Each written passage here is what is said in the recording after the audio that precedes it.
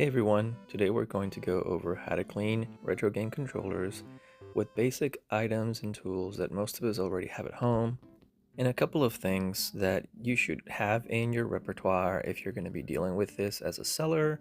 So as you can tell, we have a Super Nintendo controller and a Nintendo 64 controller. Both have been neglected quite a bit. So some of the stuff we'll be using for this is the old trusty 409. We also have some isopropyl alcohol. This one's a must. If you work with electronics, we will also are going to be using some Q-tips to clean contacts, small soft bristle brush, and these pointy tweezers are going to let us get in small crevices. We also have our workhorse, which is going to be the toothbrush. We will also be using some rags. Let's get started. We started out by spraying the controllers to kind of try to break some of that grime away. And we start wiping away with the rags to try to get as much as we can off the face of the controllers before we start scrubbing and getting into meticulous work. The good old elbow grease treatment. And next we begin our brushing to try to get in those small areas where our fingers and rag couldn't quite access. From here we move on to our pointy tool. Now this specific part is if you don't have the tools to open the controllers but still want to get some of that grime out of the way, so that the units look presentable, which is what we always want to achieve. And you can tell quite a bit of grime is coming off. It's kind of hard to focus. So now that we've gotten the first rough clean of the exterior, we're going to move into disassembly so that we can start with the more meticulous and nitpicky part of the process. One thing that makes working on these older systems so easy and great is that you don't require a lot of specialized tools. Here I'm just using a small flat tip screwdriver bit and making sure I don't strip the screws. Always important to know where you're going to store them so that you don't lose any parts. Here I'm just using this acrylic compartment. Taking a look at the inside of the back side of the controller, we can see that it's pretty nasty. So we're going to start with our soft bristle brush. Use your best judgment, but I always recommend being very careful and delicate when working with all the electronics that have these screw posts, because depending on the condition of the unit, those can break away if you're not careful. Next, we're going to start working on the shell edges with a wet rag that we sprayed with the cleaner. In our case, it was just 409. And we also start wiping off the inside to try and get it closer to what our final product is going to look like. How long this process takes will depend on how good you want your items to look. Personally, I like for my items to look as good as they possibly can because of that buyer experience I'm trying to provide. And I basically just think I want to make sure that I give things in the same way that I would want to get them when I'm paying money for them. So after we used our brush, we go to our pick once again to get those corners in the tight spot. We then go brush the inside for any debris that fell off. As you can see, I'm not being all that gentle myself here. Here are some of the posts that I was mentioning earlier, and they're all in pretty good shape. So as you can see, we're already looking a lot better from where we started. Next, we're going to remove the board from the front face, as well as all the membranes, so that we can clean their contacts and the contacts on the board. You can see here our membrane has quite a bit of dust and dirt on it, but overall it's not bad. Our board appears to be in good shape. Here's where we start with our Q-tips. I put some alcohol on this one, and basically you just gently swab over them. Personally, I don't like to leave the alcohol sitting on there too long, and that's why you'll see me do a second pass with the dry end of the tip, making sure to remove any excess so that there's no runoff or unnecessary wear. We're going to make sure to hit each and every single contact to ensure perfect connection between the membrane contact and the board. Then we go and dry it up to make sure that it's nice and clean. This board is looking pretty good actually, so I'm pretty confident we're going to get a good result. We can set the board aside and get started on pulling the membranes, the buttons, and the D-pad. This is usually where you'll find the most grime. You can tell here these membranes are quite dirty. I'm guessing whoever owned this never washed their hands. The process is very straightforward. Just make sure that you don't lose any of these small components.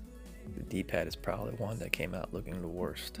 One thing to keep in mind when you do this is make sure you don't lose these left and right trigger posts, This is how your shoulder buttons stay in place within the controller.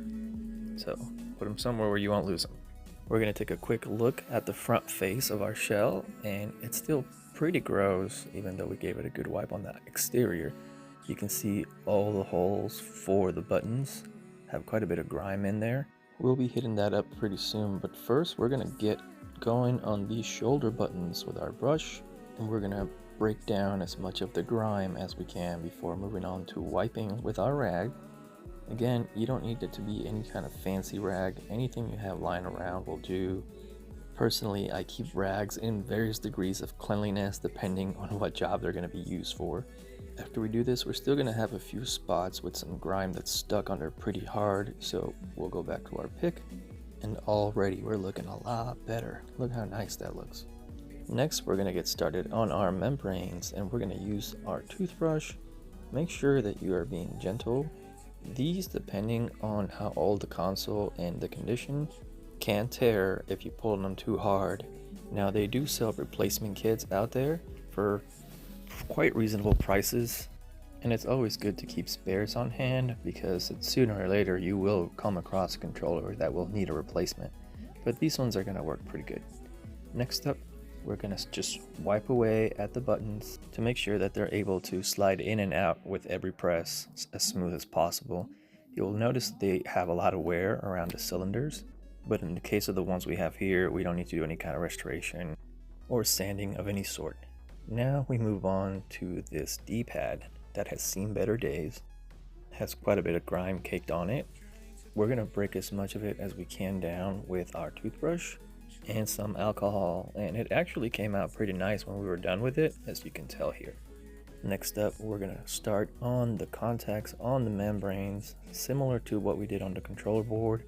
We're just going to apply a small amount of alcohol and then dry it back up.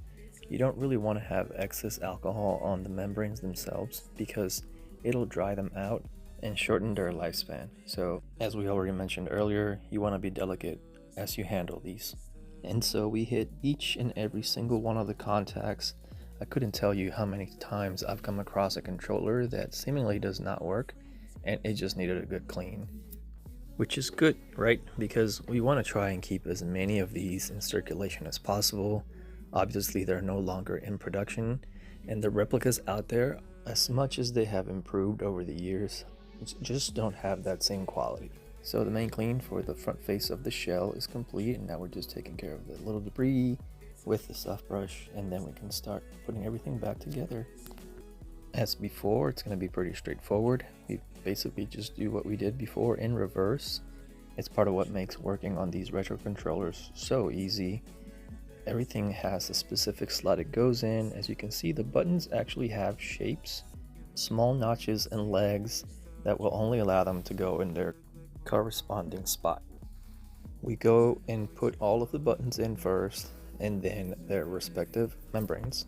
Here you'll be able to see what I was referencing before about how the buttons will only go in a specific orientation in a specific slot. Everything is very intuitive. I personally think these controllers had a great design, not just on the functionality side of things, but also for servicing. Next, we'll work on the shoulder buttons, starting off with the membranes. This is probably the only part that you could consider slightly tricky, but it's really not that complicated. You insert the posts, then the shoulder button. A different process from what you would run into if you were working on, say, an Xbox 360 controller or a PS3. Those can be quite a headache if you've ever had to deal with that. We then set our second post and shoulder button, and then we give them a nice squeeze to make sure everything is seated properly.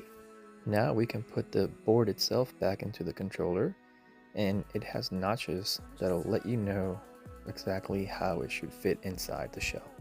It's a pretty straightforward process where you just need to make sure that your cable is in the correct position, which shouldn't be too difficult considering that it'll already have curves in it from the years of being bent. Another quick check before you put all the screws in is to just make sure that all your buttons and membranes are seated properly. This is something that you will be able to tell if you've ever played Super Nintendo. Everything tested out good, so we can start putting the controller back together. Any order in which you want to start tightening these is good. I learned a little trick here watching YouTube that you want to go counterclockwise first to make sure that you don't cause any stripping of the inside of the plastic and to help the screw enter the threads just more smoothly.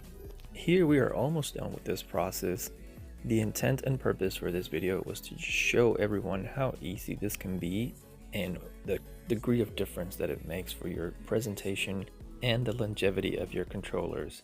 There's 1,000 videos on the platform that are using all these fancy tools and equipment and tubs, and I just wanted to show you that you can do it with stuff you have lying around and don't really need a whole lot of specialized equipment or fancy tools. Look at our finished product.